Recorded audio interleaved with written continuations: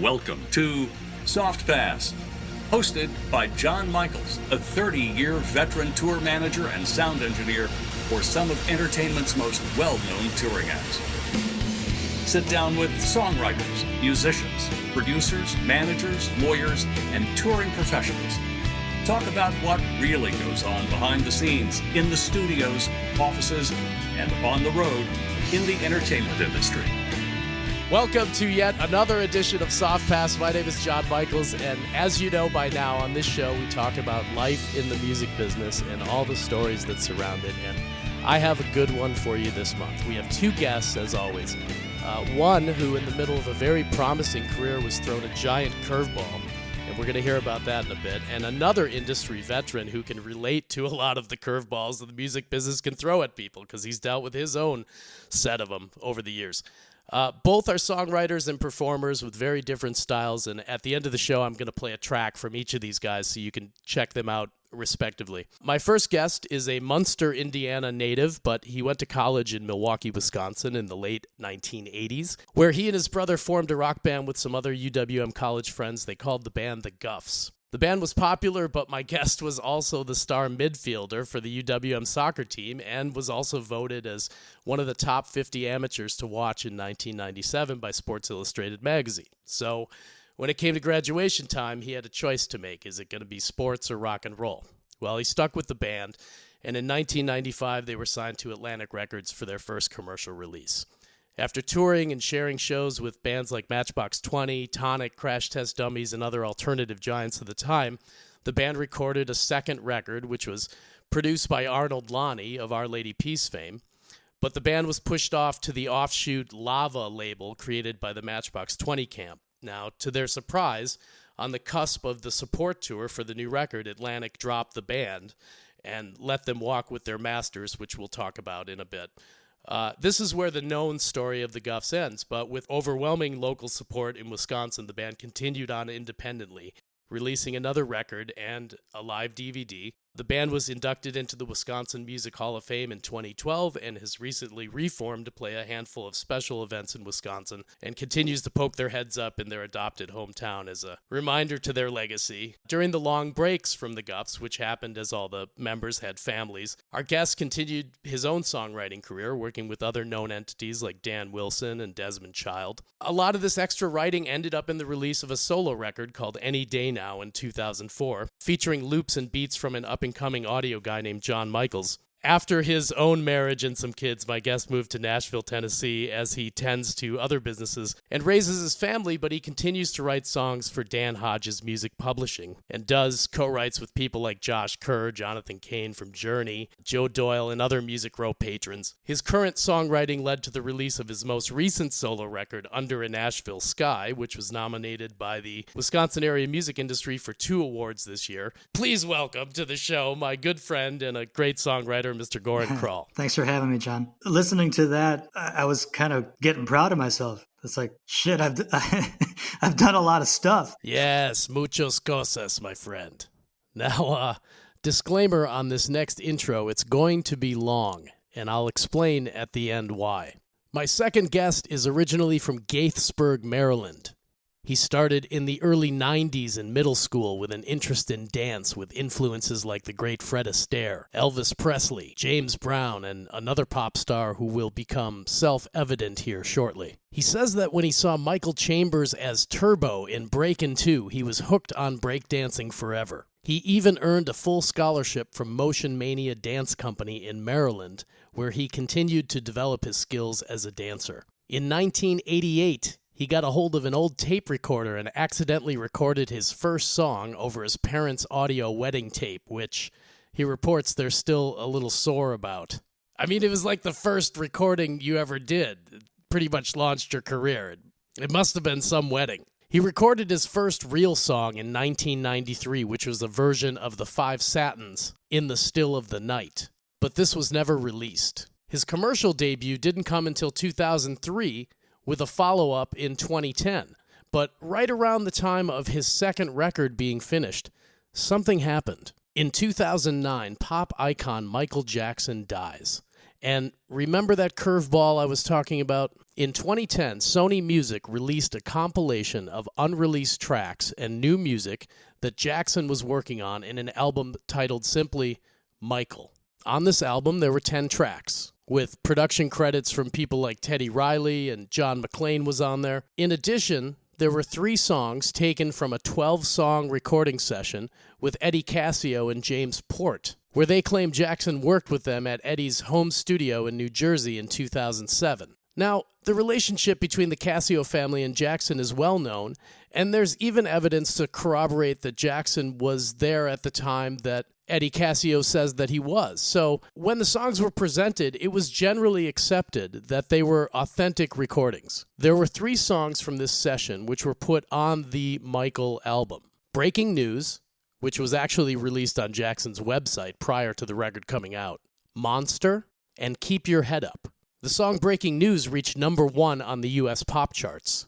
These 3 songs were brought into drama and dispute by members of the Jackson family, really spurred by Teddy Riley, with comments stating their disbelief in the authenticity of the vocal tracks. A bit later, other comments were appearing in social media connecting my next guest to these tracks due to the similar nature of his vocal stylings. In 2010, Sony said they were confident that the vocals belonged to Jackson, releasing a statement saying, quote, "We have complete confidence in the results of our extensive research as well as the accounts of those who were in the studio with Michael that the vocals on the new album are his own," end quote. To make things even more strange, Teddy Riley and Eddie Cascio appear on the Oprah Winfrey Show to validate the authenticity of the tracks. Now, I should note the man that Michael Jackson called the finisher, Teddy Riley, has changed his position on this issue several times over the years. To make things even more interesting,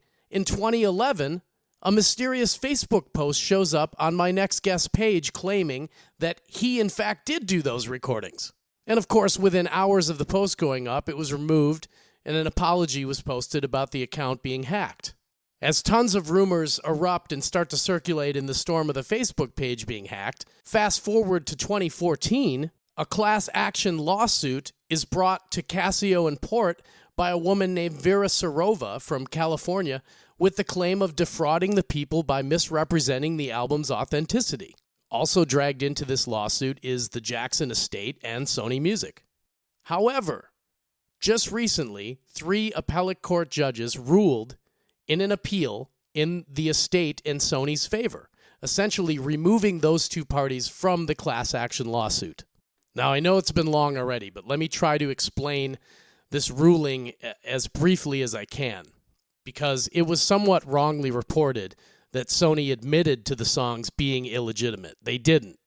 Sony is maintaining in their argument on this specific issue that even if the vocals were not genuine, it's Sony's First Amendment right to release them in the spirit of Michael's music. In other words, the album is called Michael, and the songs on it are a posthumous representation of Michael's work. Now, this is just my elevator speech on the argument Sony was presenting. But something to remember, their argument wasn't an admission of the songs being illegitimate. They're just maintaining that even if it wasn't him, Sony didn't break the law. And if you want to look more into it, you'll have to really study the legalese on commercial and non-commercial speech and how the First Amendment applies to it. It's actually pretty fascinating. In any case, Sony also maintains that when they obtained the songs, the authenticity wasn't even brought into question. So again, even if the songs turn out to be illegitimate, Sony claims they acted on good faith initially. The Jackson estate and Sony were effectively released from the lawsuit in this ruling. And that is the latest news, but the lawsuit still goes on. And it's my next guest who remains in the crossfire of this highly dramatized lawsuit. And the reason for this whole entire monologue introduction of him is because outside of what I've just explained here, we're not going to be able to discuss any of it. But we will be able to talk to him about what he's been doing over the past few years, including songwriting, recording, and releasing of his own music. He's been booked for events hosted by MTV and the Rock and Roll Hall of Fame, to name a couple. He's collaborated with well-known artists and producers such as the R&B group Dru Hill, He's worked with Damon Sharpe, Ray J, and Suge Knight, which I can't wait to hear about. Please welcome the very talented singer and songwriter, Mr. Jason Malachi, to the show. Thanks, John. I appreciate the intro. Very lengthy intro, by the way. But how y'all doing? Let me take a breath after all that. I think we should change course. I think the show should be all about Jason because that's way more interesting than my life. Wow. Well, we're going to get into some interesting topics. Jason, I saw in an interview you said you wanted to be an entertainer since very early. I think you said like 5 years old. Yeah. When you finally got into writing and producing songs, you also had to learn about publishing and licensing and exactly song pictures and all that other stuff. So can you just explain the process from the point where you write a song going forward, and then Goran's down in Nashville doing the same kind of processes, so maybe we can kind of get a take on how you do it and how it's done down there, because it's a whole like machine down there. I'll have a song idea and I'll start writing it, or a producer will send me a track and it's like, hey, what can you come up with this? So the creation process starts. Most people think that's where it ends, but really it just begins when you have to get it copyrighted, submit it for publishing. One song, you get paid so many different avenues with, Sound Exchange and then ASCAP or BMI. You got to register the song, then you have to, register with your publishing company. So it's a pretty extensive process that a lot of people don't really think about. And then once you get all that paperwork done, then that's still only the beginning. Then you have to kind of get it pitched to people and, try and get it placed in places. I mean, Goran, down there in Nashville, you kind of just like, I know there's been times where I've done an idea with you and then I've come up there the next weekend or two and you had a fully produced demo made. I mean, it's like a machine. Yeah, down there, when we're writing, the first thing that we're starting with is a title. You get into a room with some very creative people and you just start throwing around titles. Back when I was playing with the Gufs, it was more like how Jason had described it. We'd start with some type of track that the band would just start jamming, and then you kind of fill in the pieces based on the vibe of the track. But down there, if the title's not good and the story doesn't kind of tell the story of the title, then it's not a song that Nashville's going to embrace. So lyrics are paramount to the success of any song down there. And then obviously, you've got to have a great melody. I always tell people it's like the melody that draws you in, but it's the story, the lyric that keeps you there for the 3 minutes. So, Jason, do you do all of your own musical accompaniment? Like, do you play instruments and do melody and stuff too with your tracks, or are you strictly just a singer? I play keyboard a little bit, get my melody right. But a lot of times I'll literally do the instrumentation with my mouth and record it. And then I'll get the producers involved who are the experts. And if they actually play the instruments, and they'll come in and kind of get my vibe. And I'm very meticulous. I'm kind of like a drill sergeant when it comes to that. And it's got to be perfect, I'm sure all artists are like that. I'm sure Goran can relate to that. Yeah, absolutely. OCD. It's an interesting process. So when you worked with the R&B group Dru Hill, what was that process like? Were you working with Cisco, or yeah, how did that go down? That was really cool. So I was working with a producer up in Baltimore, and that's where, if people know Dru Hill, the history behind the R&B group, they're from Druid Hill in Baltimore. We were doing a compilation record. This was shortly after 9/11. So we're all trying to think about a song to kind of reunify the country and get, those things going. So it was called Baltimore United, or I Know I Can Make It. So we had a lot of artists that were from the Baltimore or Washington, D.C. area kind of come together and do a collaborative effort. I got pulled in. I had no idea the big artists that were going to be involved. Paula Campbell was involved as well. Casey and JoJo from Jodeci were there. Wow. It was really cool. And actually in my session at the time, I was pretty young, and the producer's like, hey, you guys got to check this kid out. So I didn't realize Cisco and Jazz from Dru Hill going to be in my actual session, So look, I'm just in my booth doing my thing, recording the tracks, and the producer sending, different melodies and stuff. And then I come out and Jazz is there, and I'm like, oh my gosh, I didn't realize you're going to be here. And Jazz asked me for my autograph. I'm like, are you crazy? Can I get your autograph? What's going on, man? Yeah, that was pretty cool. And there's more to that story too. We could talk about later about actually working with Cisco and actually going to his house with some of the producers and stuff. But we can talk about that stuff later. Goran actually had the same kind of thing happen to him with one of the songs from Any Day Now, right? Didn't you do that was kind of like a 9/11 tribute? Yeah, I had a song called Where Are You Now that some management folks that were working with me felt that the song kind of embodied strength at a time where maybe under the circumstances the country needed it. So we put it out just to say, hey, here's what we can offer to help. Maybe this will help somebody heal a little bit.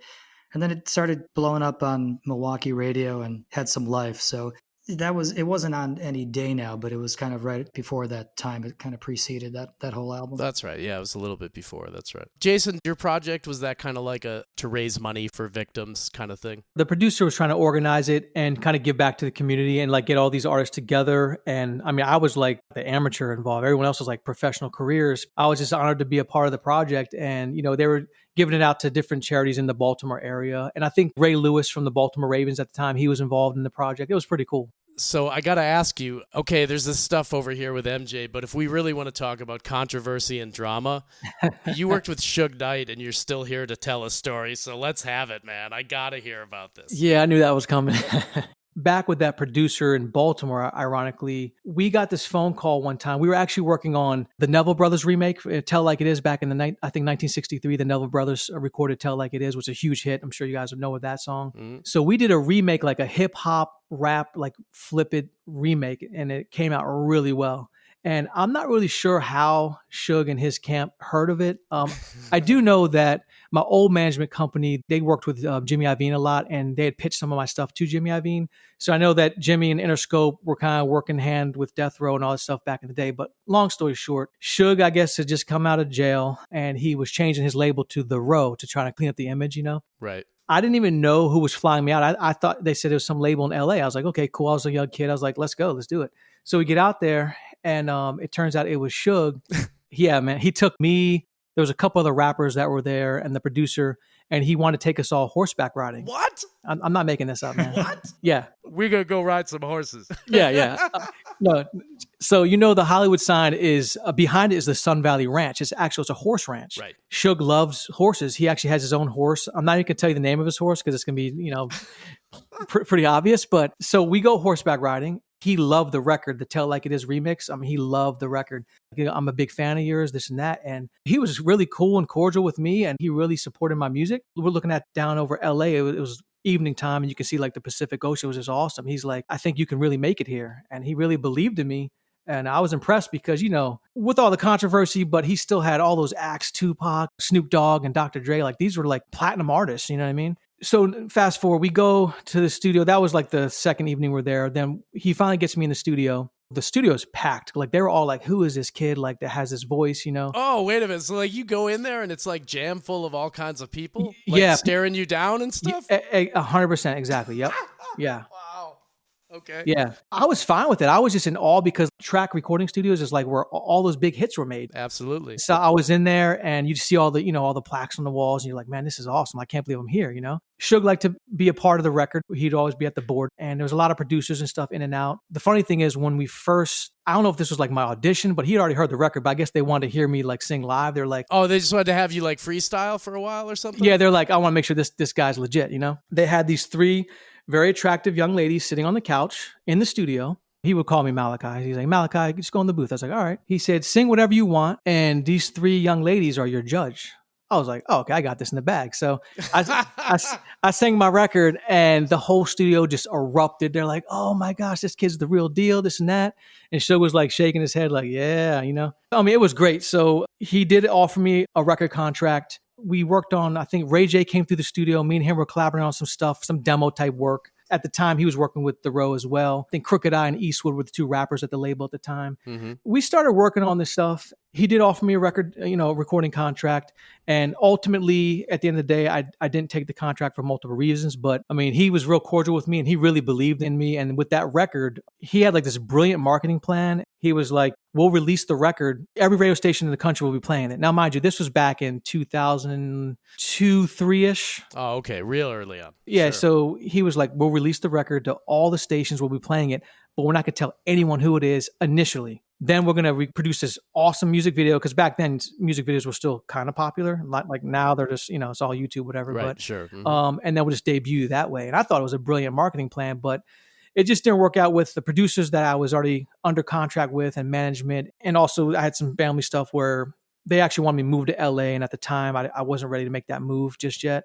So I didn't take the deal, but there was no hard feelings. And I mean, it was an amazing experience I had out there in LA. What happened to the tracks? Did they keep them, or did you get to keep them, or what happened with them? I think you know what happened with those tracks. I don't have rights to those tracks. Let's put it that way. Okay. Right. Gotcha. Goran, You've done, a bit of studio work with the Gufs, and you worked with Arnold in a couple studios up in Canada. Did you ever have one of those crazy moments where, like, you turn around and somebody's standing there that you're just like, whoa, there's Steven Tyler? I remember being in New York. We did a showcase, got done, and I go, I swear to God, that's Jeff Buckley.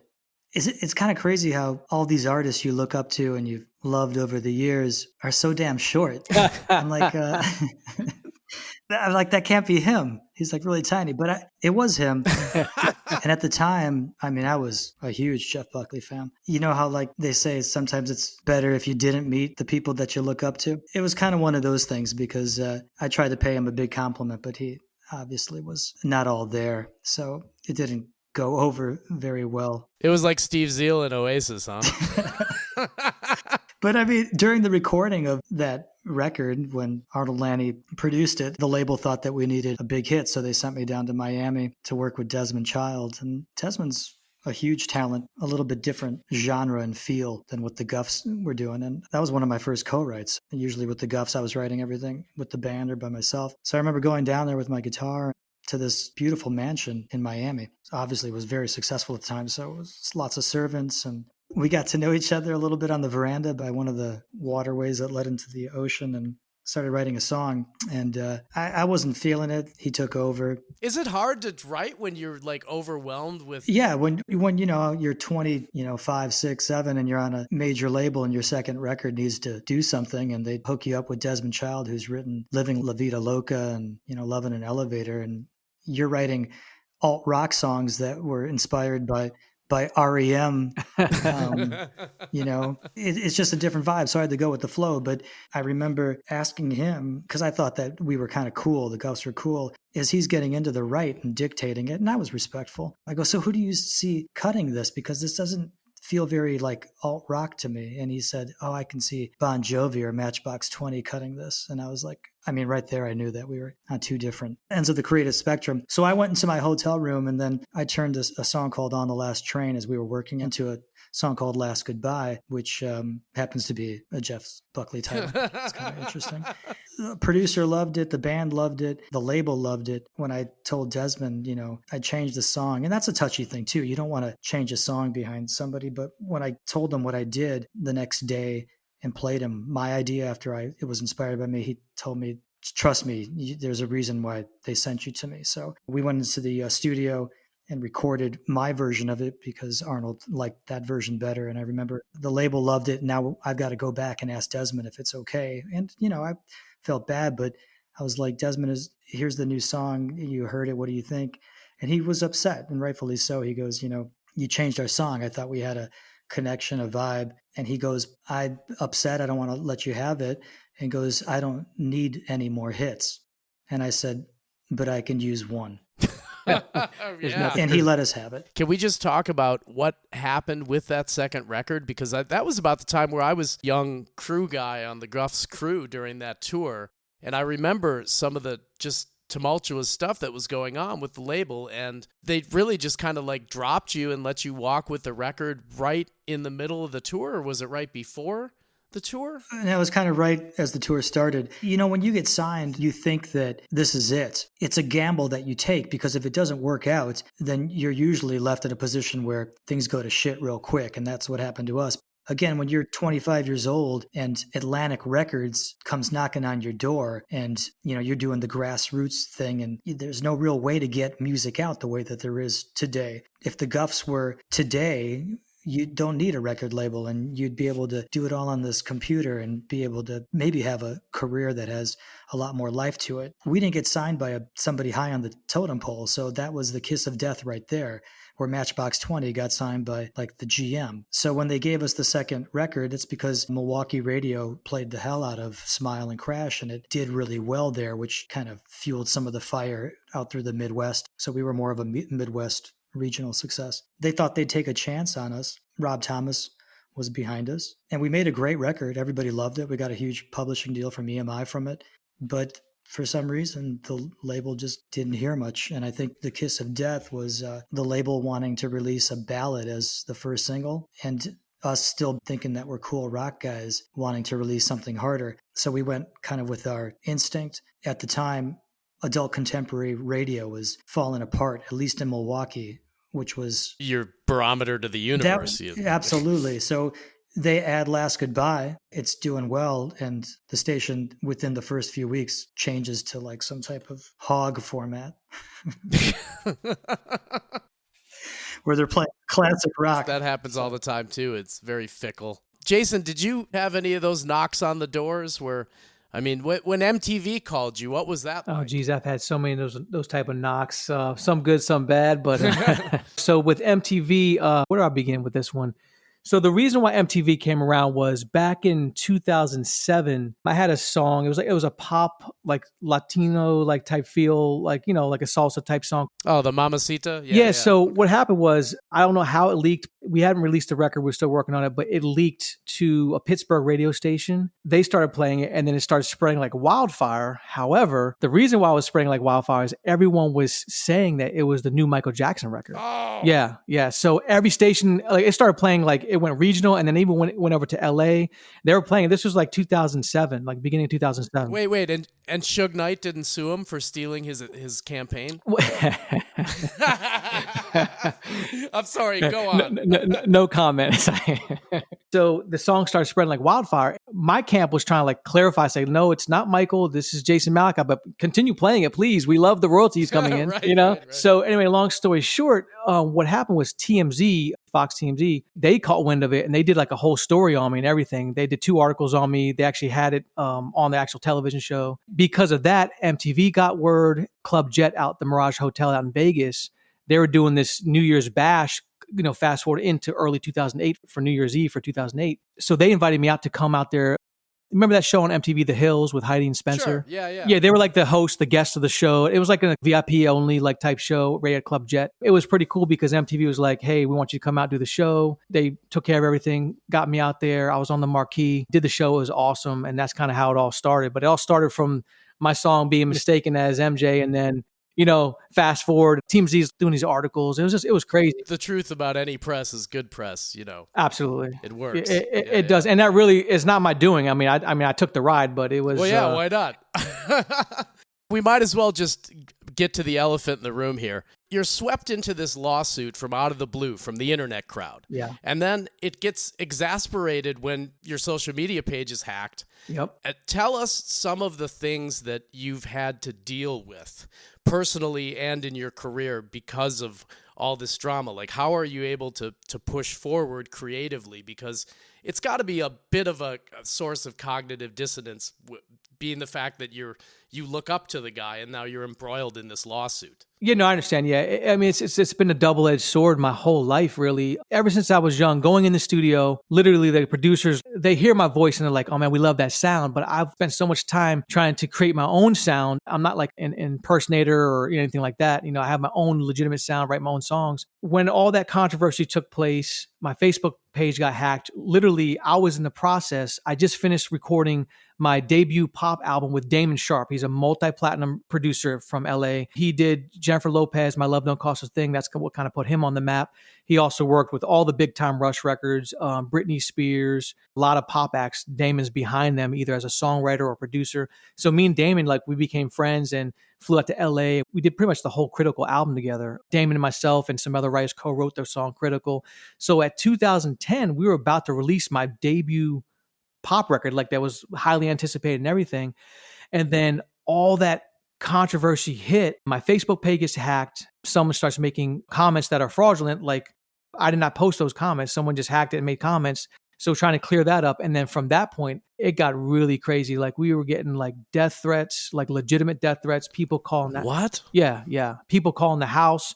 I literally, like, no joke, we actually had to move. My family, we moved. Oh. And even my new location, which we kept super secret and private, people would show up at our door and people would show up and put letters in my mailbox. And it got that severe. Like, some of these fanatics are like, I don't understand. They're like angry and stuff. And it got pretty crazy. That whole album with all that hype from my Critical album, it like just killed the whole vibe. And like, do you think it's tainted your career? Because here, it's not even something you're really involved in. You were kind of dragged into it. Are you constantly trying to have to explain this now to people when you're pitching your record? And That's like the first thing. It always comes up, and not even so much the controversy, because it's been a decade now. It was 10 years ago. Jeez. Time is flying. But really, it was like, you sound so much like MJ. So how can we pitch this? And I try to explain to him. I was like, look, put me on stage. Get me in front of an audience. You'll see it's me. This is not a gimmick. Like, this is how I sound, but it's my own music. It almost takes that, and then that's why, like, back in the day when Suge really believed in it, that gave me a lot of inspiration, because I'm like, here's someone who's successful that sees the vision. It's been a double-edged sword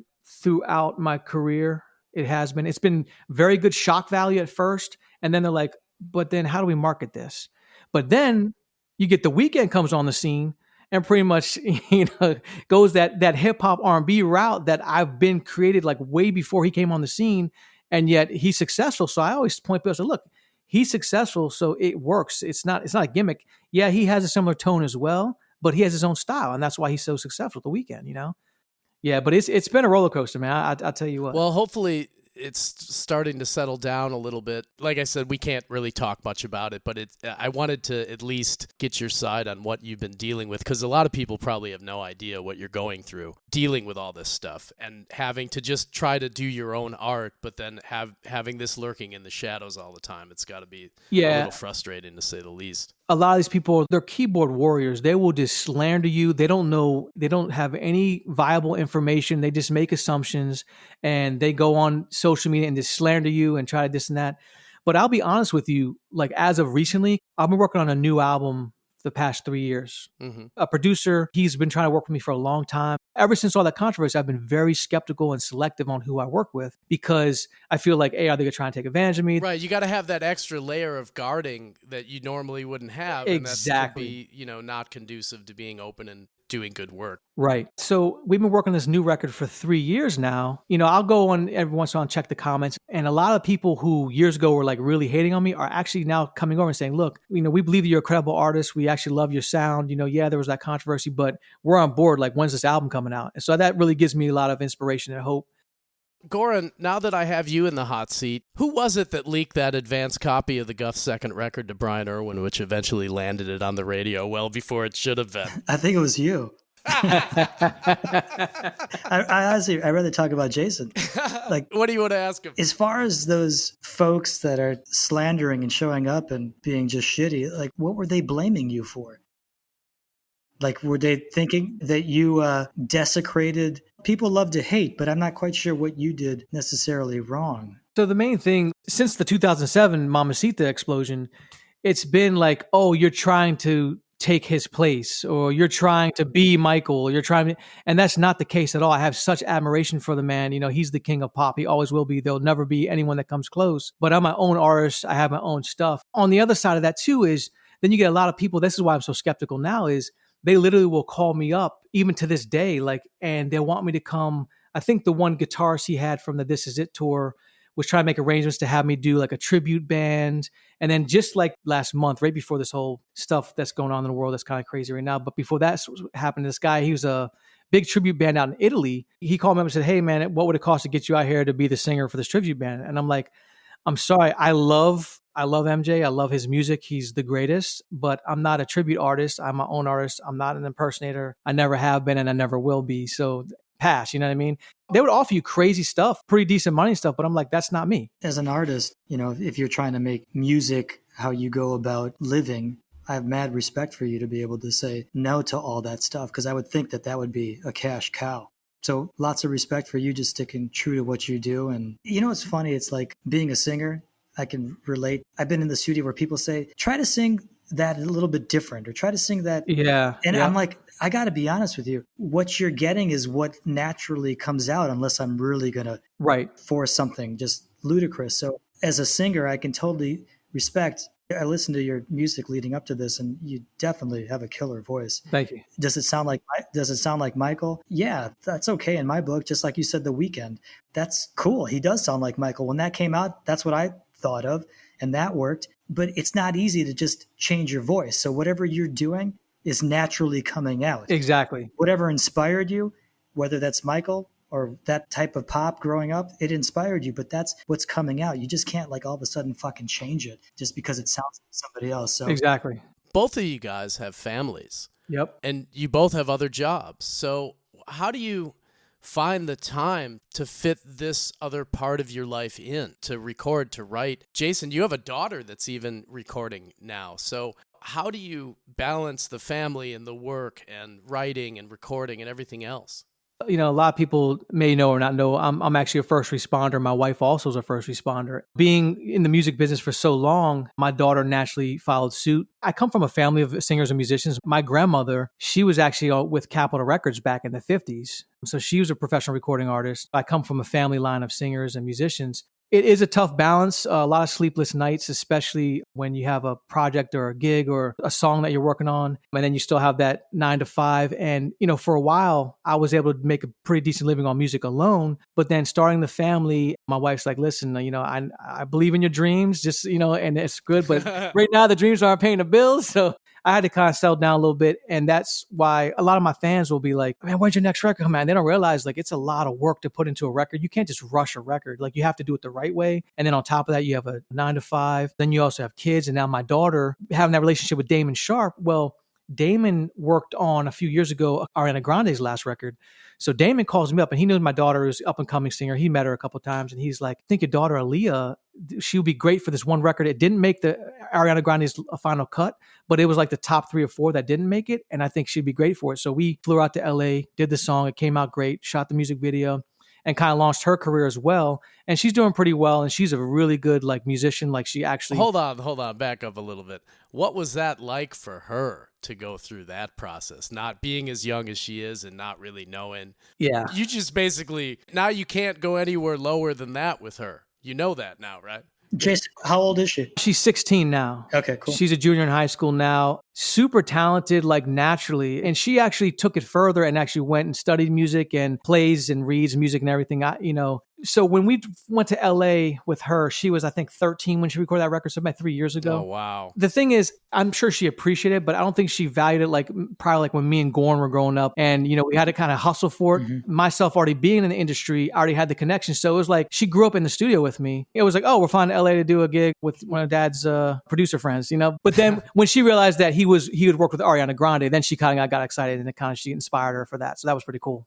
Has Hayden or Harlow took a real interest in music at all yet? Yeah, my kids are 8 and 12, and my son, the 12-year-old, has got an amazing voice, kind of self-taught piano. So he's got a great ear. So I told him, like, the talent that he has is way beyond what I had at that age. But I agree with you, Jason. It's like he's grown up watching me write, watching me record, watching me play. So it's almost like not as big of a deal to them. Yep. There's a fine balance between pushing him and, you know, seeing that excitement. And I really haven't yet seen the excitement in him. I think he's more excited to play on his Xbox.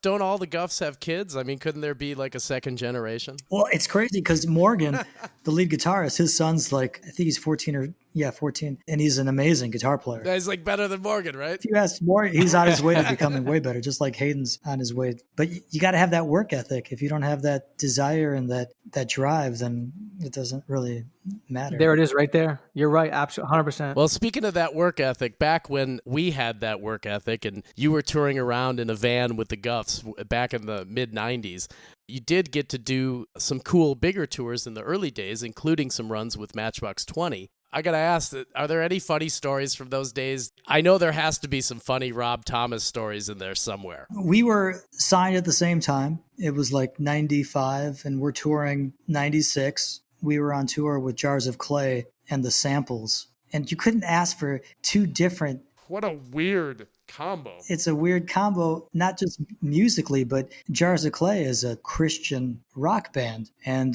the Samples are a granola, salt of the earth, hippie-esque band out of Colorado. So I think what ended up happening is Jars of Clay headlined the Samples. They were kind of a co-headline thing, but we became the darling childs because we were just kind of the pop rock band. And I think a lot of folks, as far as the Jars crowd, was turned off by the Samples for some reason. I don't know if they felt that they were... It's probably all the pot smoke in the air. Well, it could be good Christians, but for some reason we became the darlings. Matchbox 20 came on board and we were touring with them as nobody knew them. So we became instant friends and buddies and great guys and watching their kind of ascent, which happened accidentally because they were getting a big push with the first single that wasn't doing anything special. And all of a sudden in Birmingham, somebody started playing Push, and Push just took off like crazy. So it was interesting being there as you saw the days of them opening for us turn into all of a sudden we're opening for them, and you can see the crowds growing with every passing show. But they're the nicest of guys, and the guys that we met from 25 years ago, when we see them out now and they're coming through town and we hang out, it's the same guys. So it's like you couldn't ask for a better group of guys to have the success that they had. But I remember when they were opening for us, we were kind of a little bit of a seasoned band at the time, and their management would always say, look at these guys. Every night they go on stage, they kick your ass. Look at how they look, they dress. They're a band. You guys are individuals. And he goes, and look at the lead singer. Before he sings every first song, he spits his gum out. He goes, look at how cool he is. Because that's something I would do for some reason. I walk on stage with gum and spit it out as I get ready to sing my first line. And then, it took 10 seconons for one of the girls in the audience to fall for that. Wow. Look at these guys. You guys need to be more like them. But still to this day, Rob says, he's like, I remember our management, who they still have today, was like, you guys got to emulate the rock attitude of these guys. These guys walk up on stage and every night kill it. So it was kind of fun. But those great guys, love them. They're still same old guys that we met 25 years ago. So, and I don't want you to think that the only reason I got into music was for girls, because that's all it seems like. You're not fooling anybody, pal. There's a theme going on here, Goran. Jason, I mean, how did you meet your wife? Was there any music involved or no? No, actually there was. So see, there you go. To piggyback on Goran's story, it's interesting when he said he was with Jars of Clay. A few years ago, I got invited to perform at this UCMVA Awards down in New Orleans, and like Matt Maher, who was big in the Christian rock world as well, I performed down there with him. Tony Melendez, this guy is awesome, man. He can play the guitar with his feet. He has no arms. Wow. No, I'm serious. It's amazing. The he's legit, and it was just very inspiring to see him. So that led me to similar of a Nashville situation where Randy Davis from Provident Integrity Records, one of the biggest Christian rock labels in the world, really. We were interested in maybe doing something with them, and they were thinking about doing like a Christian pop rock type thing with me as well. So I did actually do a record, but we never did the deal with Provident. That didn't work out. But it was just an interesting story because when you said Jars of Clay, I remember that because I was a big fan of Jeremy Camp, who's also in that whole industry as well. And then finally getting to work with Matt Maher and them down in New Orleans was pretty cool. Well, there was a time kind of in the 90s where that stuff really kind of started to poke up. Jars of Clay was one band, and there were a few others from what I remember.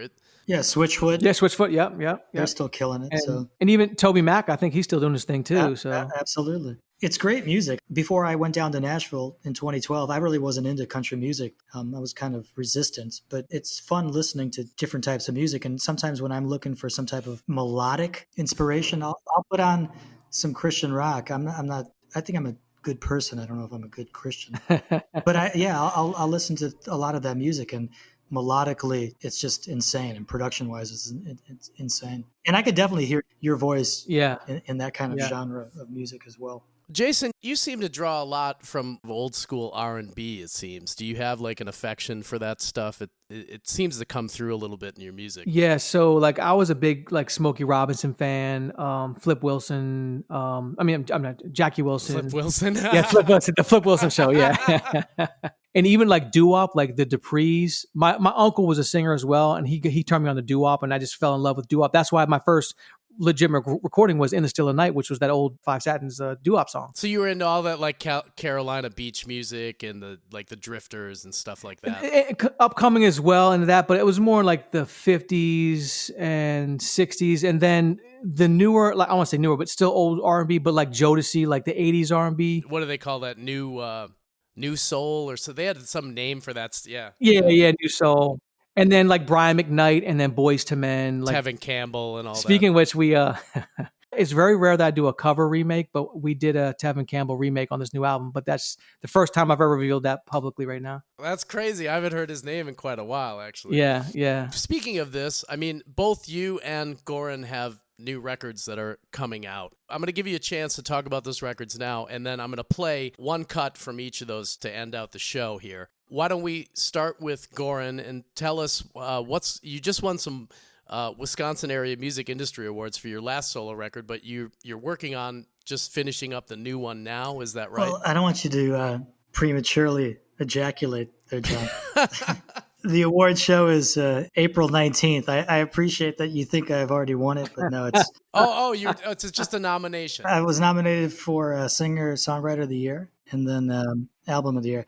Yeah, you know what, Jason? I was like, I put this record out last year just to put out because as I'm writing all these songs down there, like I've switched gears. I'm writing more now. I just want to be in a room. I've got a nice little indie pub deal. I'm self-sufficient. I don't need anybody's money. I'm just trying to write great songs. And when you walk into the room, I just want to write a song that if it was me and you, that you and I would like it. And there's a good chance that if you and I liked it, somebody else is going to like it. Yeah. I was like, what happens to all these fucking songs that just sit and never get heard? The graveyard of great songs. So as my team is trying to pitch them and we're getting some maybe mild indie takes. Yep. You know, we're looking for Blake Shelton to pick up a song. We're looking for Keith Urban, but we haven't been invited to that dance yet. I know. So we're just trying to write great songs. And all these songs are sitting there. I'm like, you know what? I'm going to pick 10 of them that I think I could sing because I'm not a country guy. And I just sang 10 of them and tracked them. A great producer outside of Nashville, Austin Krisavi, produced and did all the tracks. And I just sang and put it out. I didn't know that anybody heard it. I played a couple of shows. The Gufs fans liked it. Facebook liked it. Instagram liked it. And then all of a sudden I get an email out of the blue from the Whammies. I'm like, wow, this was off my radar. So it was like a really nice surprise that something I put out so innocently turned into like somebody actually hearing it and saying, you know what, this deserves a little bit of recognition. So I'm doing the same thing with this new record. Again, I write all the time, so I'm picking the songs that I think I could pull off. And since we're kind of writing country pop, there's definitely a country-leaning sound to it. I can't sing very country, so you get a pop guy singing kind of some country-esque type of... I'm kind of digging it, though. Like, your record, Under Nashville Sky, I should check it out. I love Red Eye, Call It Quits, and Call Me are my three favorite, man. It's like really legit, man. It's nice. I like it. That's funny because Call It Quits is kind of up your alley, which is that more... Yeah, that's probably why I like it. Sexy pop. So I appreciate that. So, yeah, it's cool. You know, I'm just writing to put great songs, and if a few people like it, awesome. I'm not quitting my day job. I'm actually, John knows I'm an onion farmer outside of Dubuque. Oh man, you're doing another solo one. Do you expect it to be out, fairly soon this year? Yeah, we're putting the finishing touches on last song and mastering this week, so it'll probably be out on all social media. And you're going to give me a song to attach to this later, so yeah, I don't know what the song's going to be. It'll be a surprise. It'll be a surprise. Look for Goran's new record to come out sometime this year, independently, right? I'm sure you can get it through your Facebook site, right? It'll be on iTunes. It'll be goransongs.com. Through the normal places you get music now. Yeah, do people still go to Tower Records? Is it still open? There is a vinyl resurgence. I mean, a lot of people are going back to vinyl. Jason, are you doing vinyl on yours? A lot of people are pressing vinyl now. The new record that we're going to do that. But like Goran was saying, it's all streaming now. Everyone just streams. They don't really download digitally anymore. So you get a lot of streaming revenue, but it's kind of crushing independent artists. So a lot of artists are going to vinyl, especially when they're doing a gig, because then their fans want that and they probably want an autograph and stuff. So, and get merch and stuff like that. It's not like back in our days, in 20, 30 years ago, vinyl was a format to get the music out. Nowadays, it seems like a collector's, like an actual merch piece you'd get signed to put up on your wall or something. Absolutely. Exactly. Absolutely. And some people are going back to, they like that analog feel. So they're starting to make actual record players again. And, it's not that popular, but it is making a little bit of a comeback. It does have a certain sound to it. It's just got a certain feel. The nostalgia kind of takes you back. It's nice. I've got one.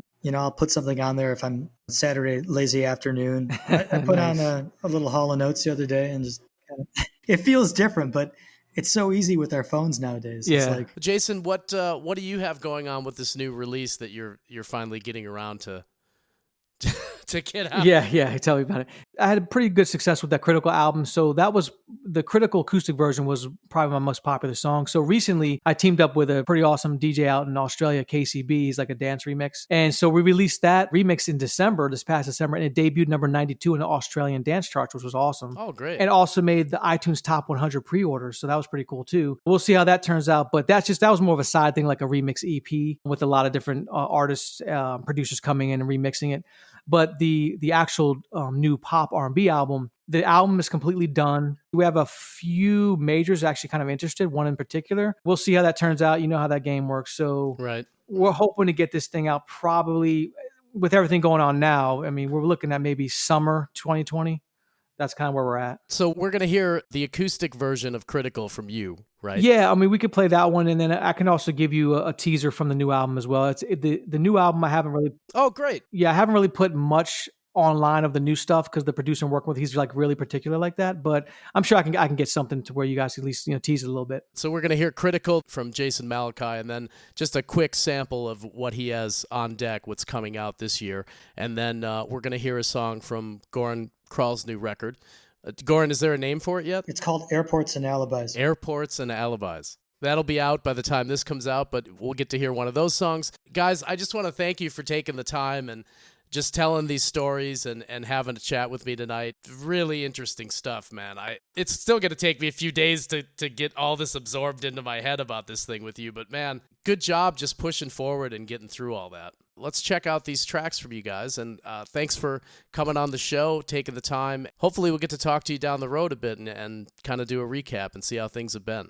Thank you. I appreciate it. I definitely had a good time talking to you guys as well. I appreciate the invite. Yeah, thanks. I appreciate it. Jason, it was good meeting you. Yeah, you too, Goran. I appreciated the conversation. And John, thanks for the invite. I definitely appreciate it, and we'll be in touch soon. Okay, here is the acoustic version of Critical by Jason Malachi.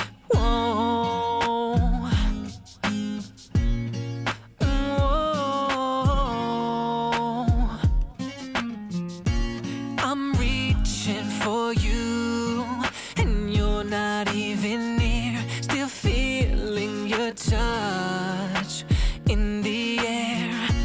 The thought of your kiss still lingers in my mind. Can't forget about the days when you were mine. Now I'm lying in the dark, slowly dying from my broken heart. My condition's getting worse.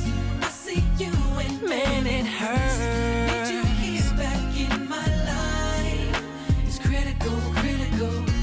Got me sick without your touch. Without your touch, thought it hurt this much. Need you here right by my side.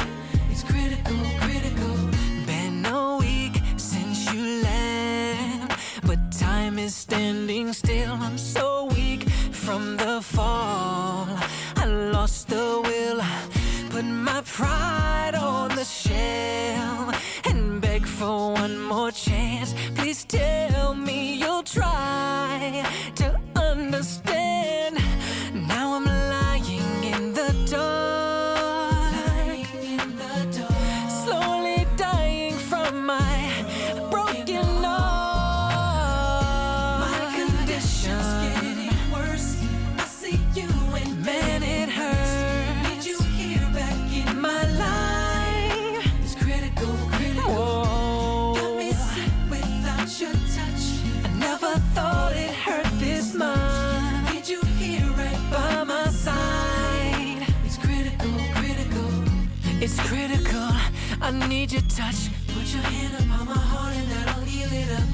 Come and bring me back to life. Back to life. Get me back on my feet and help me learn how to breathe again. With you I know I can. I know I can.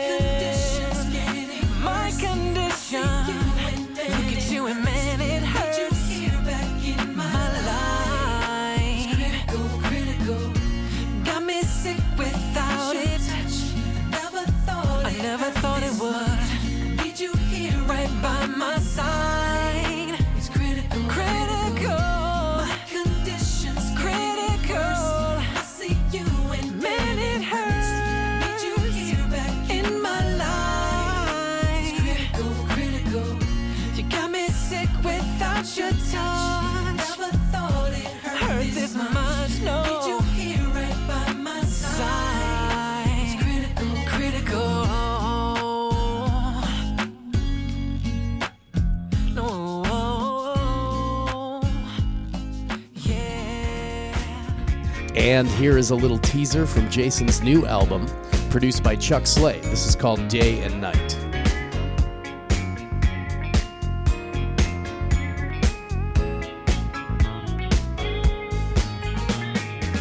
Tonight I light up the night, but you're not around. You know I'd give you the world if you wanted me to. You just take all my love and throw it away, away. You tell me you want me when you're never here. You say I should trust you when you don't even care. Why should I want you when you're not aware that you're hurting me? Why you do the things you do, baby? I wanna love you, I need you, baby. Yes, I do. I'm thinking of you, day and night. That's all I do. I wanna love you, I need you, baby. Yes, I do. Every night. Now is the time. Let's make it right. Make it right, my baby. Well. And this is a cut from Goran Kralj's new album, Airports and Alibis. This is called 5 Miles Over Kansas. Enjoy, and we'll see you next time on Soft Pass. Holding up the line under the southwest side. Taking too long to say goodbye. Run through security. Get my window seat. Full flight, but it's a lonely ride. Now I'm 5 miles over Kansas. Sunlight's dancing on the clouds. I'm still a long way off from landing. I left my heart back on the ground. 30,000 feet in the air, wishing I was still right there, kissing you, getting high instead of 5 miles. 5 miles over Kansas. Killing time, sipping on some in-flight wine. Blue skies remind me of your eyes. Lady next to me, watching pretty in pink, but you're all that's playing on my mind. Now I'm 5 miles over LA. I can hear the wheels go down. You know, if I was flying this plane, I'd pull up and turn it around. 30,000 feet in the air, wishing I was still right there, kissing you, getting high instead of 5 miles. 5 miles over LA.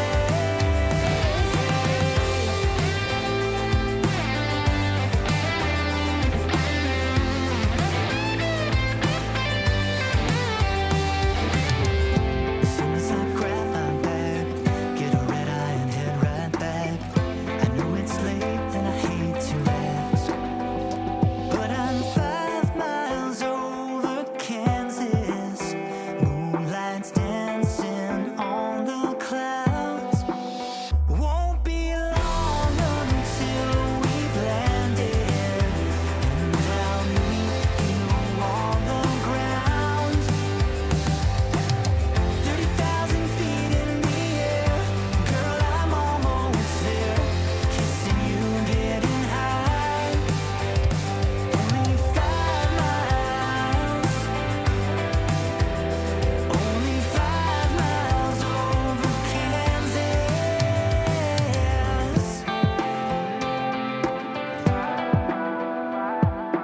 5 miles over Kansas.